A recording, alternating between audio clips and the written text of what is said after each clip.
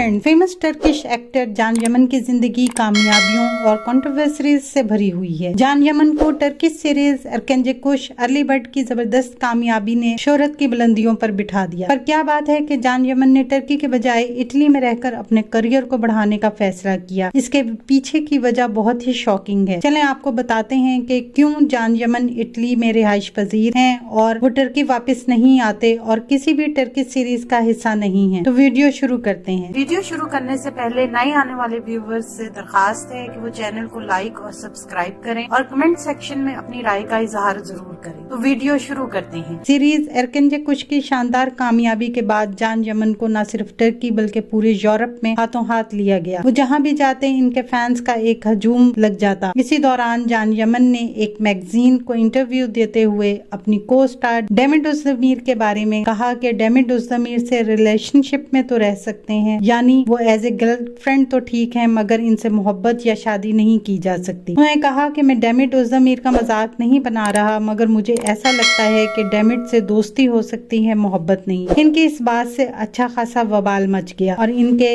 इन अल्फाज से टर्की में एक नई बहस छिड़ गई। इनके साथी एक्टर्स इनके खिलाफ हो गए। जान यमन को बेहद तनकीद का सामना करना पड़ा। प्रोड्यूसर्स इनके साथ काम करने से डरने लगे। इनके साथ शुरू होने वाली नई सीरीज को मनसूख कर दिया गया और इनकी आखिरी सीरीज बेजालीन मिस्टर रॉन्ग को भी जल्द खत्म कर दिया गया। तुर्क इंडस्ट्री पूरी की पूरी इनके बेहद खिलाफ हो गई, जिसकी वजह से जान यमन ने इटली शिफ्ट होने का फैसला किया। डिज्नी प्लस की टर्की में इफ्तिताही तकरीब में जब जान यमन इटली से आकर शिरकत की तो तुर्क मीडिया जान यमन पर बरस पड़ा और इवेंट के दौरान इनसे बदतमीजी की, अपने कैमरे नीचे कर लिए ताकि कोई इनकी तस्वीर न बनाए। एक सहाफी ने तो यहाँ तक कहा कि इसका तुर्की में क्या काम, ये यहाँ क्यों आया है। यही वजह है कि जान यमन तुर्की वापस नहीं आ रहे। आपका इन सब के बारे में क्या ख्याल है, कमेंट सेक्शन में जरूर बताएं।